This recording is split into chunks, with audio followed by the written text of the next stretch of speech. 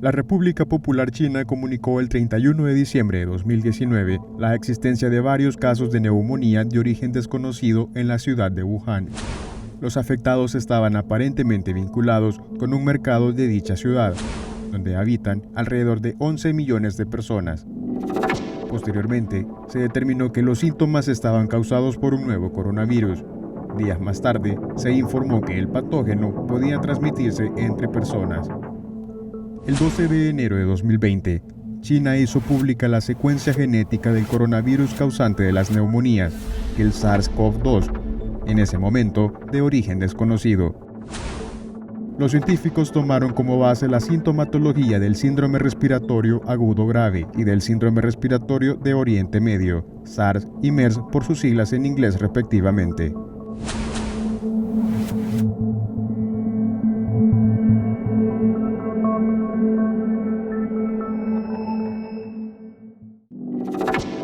¿Qué son los coronavirus? Los coronavirus son virus que causan enfermedades respiratorias de diversa gravedad. Van desde un resfriado común hasta una neumonía que puede ser mortal, cursando con un síndrome de dificultad respiratoria aguda severa. Los coronavirus que solo afectan a algunas especies pueden sufrir mutaciones que les permiten saltar a otras y volverse virulentos para el ser humano. Este proceso es conocido como zoonosis. Numerosos coronavirus fueron descubiertos en animales de corral en la década de 1930, causando enfermedades respiratorias, gastrointestinales, hepáticas, neurológicas exclusivamente en animales. Sin embargo, en la actualidad se han identificado 7 tipos de coronavirus que causan enfermedad en los seres humanos. 4 de ellos causan síntomas de resfriado común y en ocasiones se pueden producir infecciones graves de las vías respiratorias inferiores, incluida la neumonía. Los 3 coronavirus restantes causan infecciones respiratorias mucho más graves en los seres humanos e incluso son mortales y han causado brotes importantes de neumonía a nivel mundial. Estos coronavirus que causan infecciones respiratorias graves son patógenos de tipo zoonóticos, es decir, que comienza la infección en animales infectados y esta se transmite de los animales a las personas. El SARS, descubierto en 2002, causó un aproximado mayor a las 800 muertes, mientras que el MERS, descubierto en 2012, ha ocasionado 866 muertes hasta el 31 de enero de este año, según la Organización Mundial de la Salud. Las investigaciones realizadas hasta el momento apuntan que el origen de los coronavirus proviene de los murciélagos, y esa es la principal hipótesis también en el virus de Wuhan. Pero fue el 11 de febrero de 2020 que el director general de la Organización Mundial de la Salud que anunció que la enfermedad provocada por el nuevo coronavirus se llamaría COVID-19. En ese momento, se afirmó que la vacuna contra el coronavirus podría estar lista en 18 meses. Fue hasta un mes después que el COVID-19 fue considerado como pandemia mundial por la Organización Mundial de la Salud. La infección se ha extendido ampliamente por todos los continentes, regiones, incluso en nuestro país, debido a su alta transmisibilidad, debido al contacto directo con personas contagiadas o el contacto indirecto a través de secreciones que se presentan en objetos como chapas de puertas, pasamanos, respaldo de las sillas, entre otras superficies de uso diario. Coronavirus en El Salvador. Desde el 16 de enero, el gobierno de El Salvador implementó un plan de prevención para afrontar la enfermedad causada por el nuevo coronavirus. Y aunque en el país no se reportaban casos, las autoridades de migración como de salud reforzaron medidas y protocolos en aeropuertos y fronteras. Algunas de las medidas de control que se implementaron en el Aeropuerto Internacional de El Salvador son la vigilancia de pasajeros a través de sensores de temperatura, mayor atención a las personas que presentaban alguna alteración o síntomas, vigilancia en la zona de control migratorio, en especial a los viajeros procedentes de los países con casos reportados en ese entonces de Asia y Europa. El 30 de enero de 2020, El presidente Nayib Bukele dijo que el día 24 del mismo mes se inició con un plan preventivo para evitar el ingreso del coronavirus en el país. En ese momento, expresó que se había prohibido la entrada de pasajeros procedentes de China para salvaguardar la vida de los salvadoreños. Asimismo, informó que se habían dispuesto $8.6 millones para enfrentar la pandemia en una etapa inicial. Días después, se evitó el ingreso de viajeros procedentes de Irán, Corea del Sur, Italia, Francia, Alemania y España. El ejecutivo aseguró que el primer filtro para impedir el ingreso de pasajeros de dichos países eran las aerolíneas y en caso de que alguno llegara a El Salvador, serían las autoridades de la Dirección General de Migración y Extranjería las que impedirían el ingreso. Dichas medidas exceptuaban a los nacionales, residentes o diplomáticos que vinieran de esos países, con el único requisito de cumplir una cuarentena de 30 días, hasta que se descartara que eran portadores asintomáticos del virus. Durante ese periodo, el gobierno mantuvo una estricta vigilancia del COVID-19 en fronteras terrestres y aéreas. El 11 de marzo, a través de un decreto ejecutivo, el gobierno ordenó una cuarentena de 30 días a nivel nacional, con el objetivo de salvaguardar la vida de los salvadoreños, y agregó que esa medida no se tomó a la ligera porque se consultó con miembros del gabinete. Bukele ordenó por 21 días paralizar todas las actividades educativas públicas y privadas, así como el ingreso de personas extranjeras que no sean residentes o del cuerpo diplomático. El jefe de Estado precisó que, hasta ese momento, el comercio y la industria continuarían con normalidad. Otra de las medidas dictadas por Bukele más adelante estaba el cierre de bares y discotecas, además de la clausura de gimnasios y dudicentros. De alguna manera lo hizo el que las primeras medidas tomadas por el gobierno en una primera etapa, que es la etapa de fase de contención, fueron adecuadas. Es decir, lo que se buscó con esas medidas, fue retrasar la llegada del virus a El Salvador. Lo que se hizo al inicio creo que fue muy prudente. El hecho de cerrar fronteras, limitar acceso. Mi criterio muy personal, considero que sí. Hemos visto desde un primer momento en que el gobierno y precisamente el presidente de la República daba las primeras medidas y consideramos que han sido acertadas porque hemos visto los resultados, que tenemos números muy bajos a comparación de otros países y también la proyección que en ese momento se podían esperar.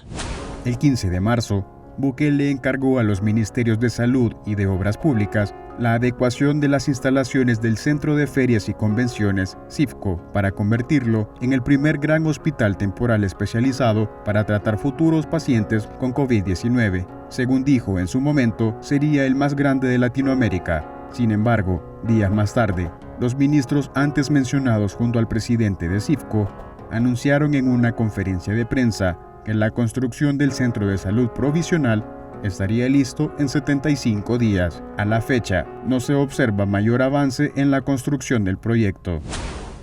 El 16 de marzo, Bukele ordenó el cierre del Aeropuerto Internacional San Óscar Arnulfo Romero para los vuelos comerciales. A través de su cuenta en Twitter, Bukele señaló que los aviones en camino deberían cambiar el plan de vuelo. El mandatario afirmó tener información sobre un vuelo procedente de México con 12 casos positivos de COVID-19 y tildó de irresponsables a las autoridades mexicanas por no aislar a dichos pacientes y permitirles la libre circulación dentro del aeropuerto.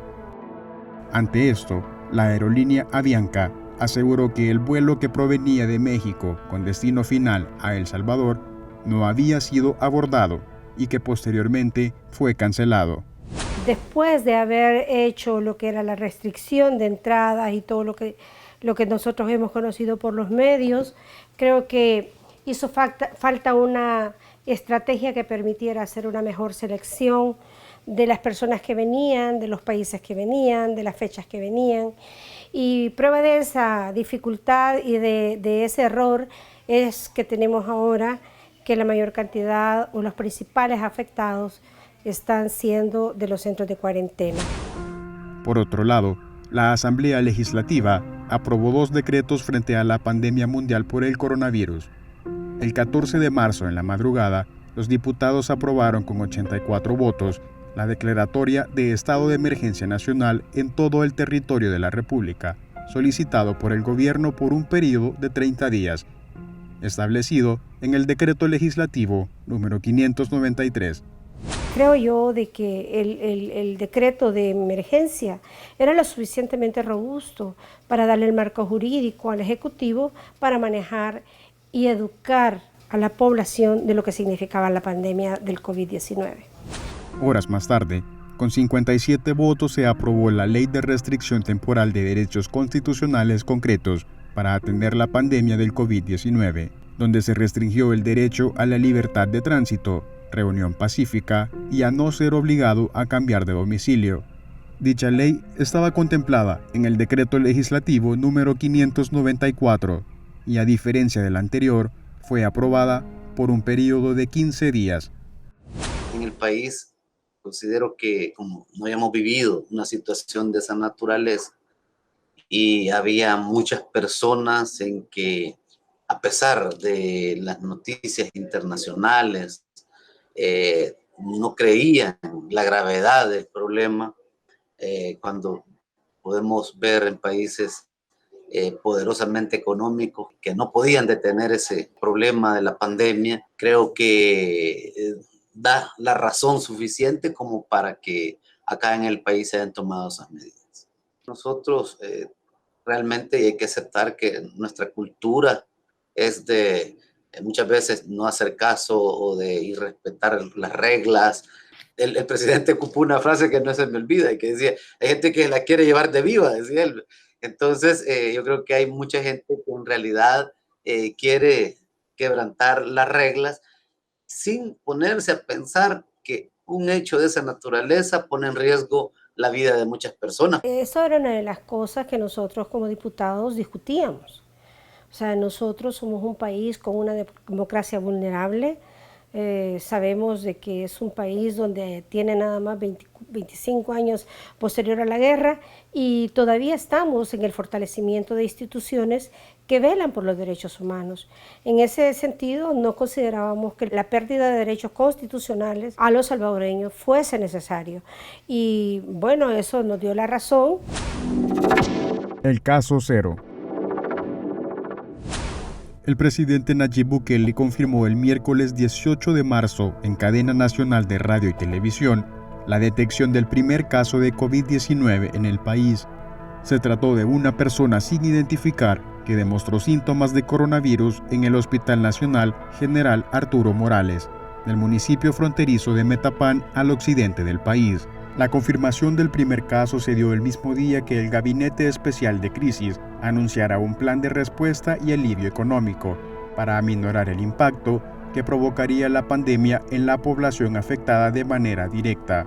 El gobierno prorrogó por 3 meses los cobros de servicios de agua, energía eléctrica, telecomunicaciones y créditos a personas naturales y jurídicas que se mostraran directamente afectadas. Desde el primer caso confirmado por COVID-19 en el país, el gobierno de El Salvador ha sido señalado por violar repetitivamente derechos humanos de los salvadoreños. Una de las medidas más criticadas ha sido la de llevar a salvadoreños a confinamiento a centros de contención, el mal manejo de los albergues donde parte de la población ha guardado cuarentena, ya sea por los que llegaron a territorio nacional provenientes del extranjero, como los que fueron retenidos por la Policía Nacional Civil como el Ejército. Hasta el 11 de mayo de 2020, 3.993 personas se encontraban en centros de cuarentena, mientras que 2.424 se encontraban retenidas por, según el Ejecutivo, violar la cuarentena domiciliar obligatoria. En cadena nacional, el presidente de la República dijo el 6 de abril que El Salvador ya se encontraba en la fase 2, es decir, en el contagio comunitario. En este momento nosotros nos encontramos en una fase de contagio comunitario, es decir, el virus ya salió a la comunidad, ya no está solamente en los centros de cuarentena. Es preocupante que parte de la población ha tomado poco interés en las medidas de aislamiento y también poco interés en las medidas de prevención. las condiciones socioeconómicas incluso han coadyuvado a la diseminación al no acatar las medidas de cuarentena. Es finalmente el personal de salud que hoy por hoy es el más expuesto junto a policía y militares que se encuentran al día a día fuera de sus casas. Estos personajes, estos héroes, garantizan el estado de salud y de cuarentena establecido. En dicha transmisión, Bukele anunció la creación del equipo interdisciplinario de contención epidemiológica, que se encargaría del rastreo de los nexos epidemiológicos en el país. Ese equipo que tiene un nombre muy rimbombante, le diré. Vean, los únicos que saben de salud pública ahí son el equipo del Ministerio de Salud y el Seguro Social, vean, que están ahí. Los demás son ministerios que no tienen expertos en salud pública. Y son instituciones gubernamentales. Vean, no hay nadie externo en ese aspecto. Pero volviendo a las instituciones gubernamentales que no tienen experticia en salud pública, ellos solamente son instrumentos que el Ministerio de Salud debe de utilizar para llevar a cabo acciones de salud pública en el territorio, ¿no? ¿Verdad? Pero no tienen la experticia en salud pública para dar opiniones a cómo hacer las cosas de una mejor manera. De tal manera que es epidemiológica, interdisciplinario de investigación epidemiológica, no es el más adecuado para estar manejando esto. Yo creo que quien está manejando esto es el señor presidente de la República, y yo creo que el principal asesor del presidente de la República es Dr. Google. ¿Ve? Es ahí donde se asesora él, haciendo búsqueda de información, y él piensa que con solo leer algo, todo lo que está en Internet es cierto y lo puede implementar, ¿no? Entonces el llamado al señor presidente es que verdaderamente se deje ayudar por expertos en salud pública, se deje ayudar por expertos economistas, se deje ayudar también por las diferentes fuerzas vivas de este país para que podamos sacar a flote este barco que se llama El Salvador. Según las estadísticas oficiales del gobierno, la mayoría de pacientes están catalogados como asintomáticos. ¿Qué significa este dato según los expertos en salud? Hablar de un portador asintomático es aquel que tiene el virus, pero no presenta ningún tipo de síntomas, lo que lo hace muy peligroso porque puede transmitir la enfermedad de manera directa a través de gotículas que se esparcen al hablar. De hecho, se han realizado varios estudios de esto. Entre ellos, investigadores de Singapur calcularon que aproximadamente el 10% de los contagios son generados por portadores que no tienen síntomas. Es algo que nos ha venido enseñando que son los principales transmisores de la enfermedad, porque tienen el virus en sus vías respiratorias y a pesar que no tienen síntomas, transmite la enfermedad. Por eso nosotros desde hace unas 3 semanas antes le recomendábamos al Ministerio de Salud, me refiero como observatorio, como colegio médico en ese momento, de que las pruebas deben de hacerse pruebas y más pruebas como lo dictaminaba la OMS, y no solo tomarle pruebas a las personas sintomáticas, sino que también a los asintomáticos, porque esos son los principales diseminadores de la enfermedad.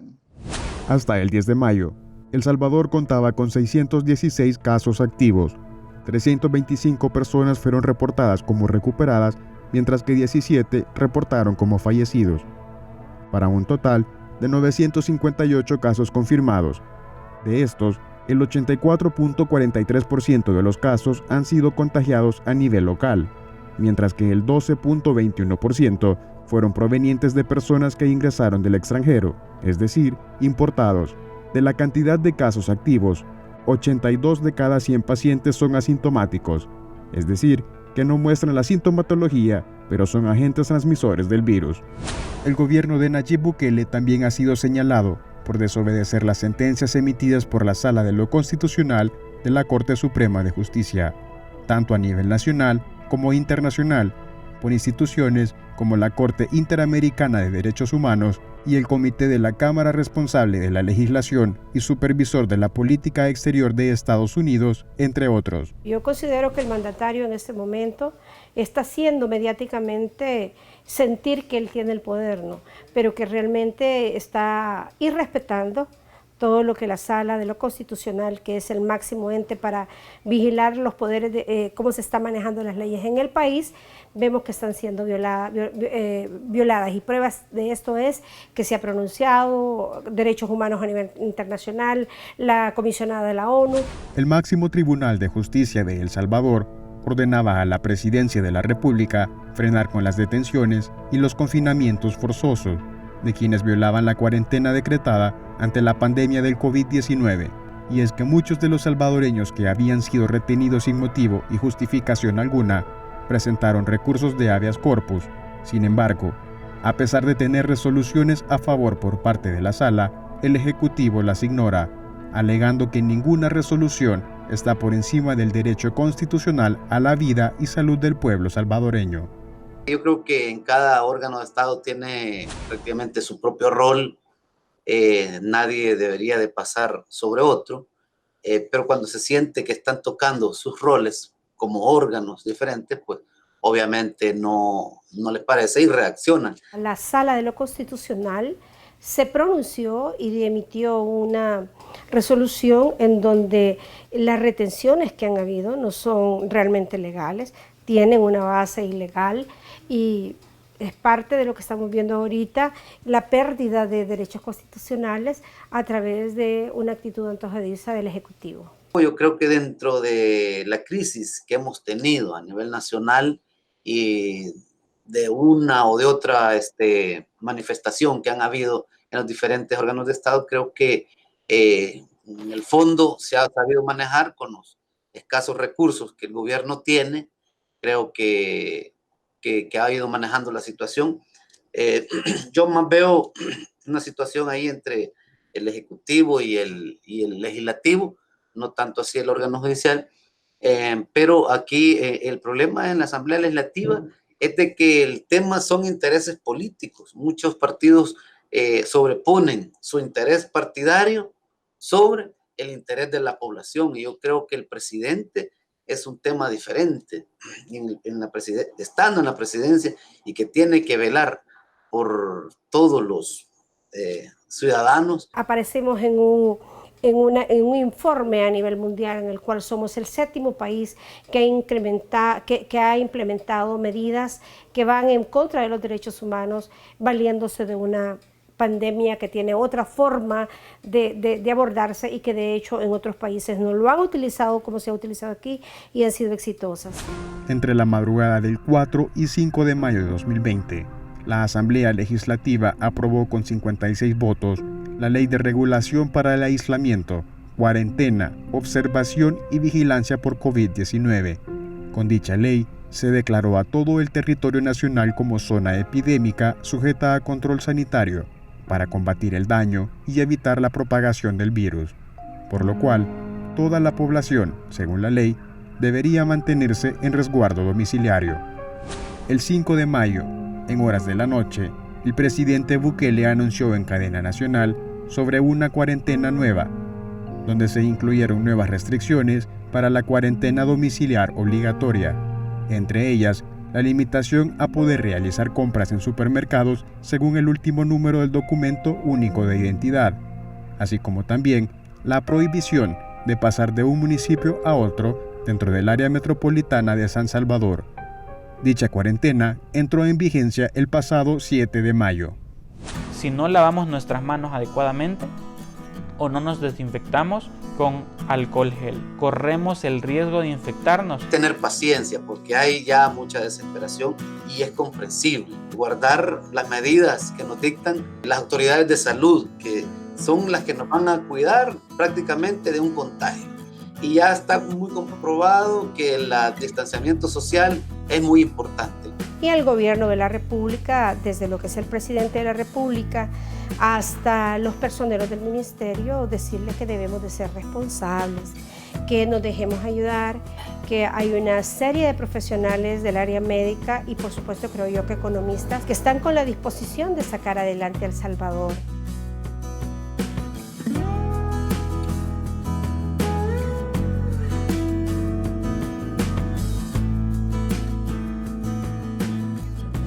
Está demostrado, según la Organización Mundial de la Salud, que una persona puede recuperarse de la COVID-19. Contraer el nuevo coronavirus no significa que vaya a ser conservado de por vida. La mayoría de las personas que contraen la COVID-19 pueden recuperarse y eliminar el virus de sus cuerpos. Si contrae la enfermedad, asegúrese de tratar sus síntomas. Si tiene tos, fiebre, dificultad para respirar, busque rápidamente atención médica. Pero antes, llame al 132. La mayoría de los pacientes se recuperan gracias a los cuidados de apoyo. Tanto médicos como funcionarios públicos recomiendan mantener las medidas sanitarias para evitar el contagio por COVID-19. Asimismo, a mantener las medidas de distanciamiento social y, la más importante, a quedarse en casa.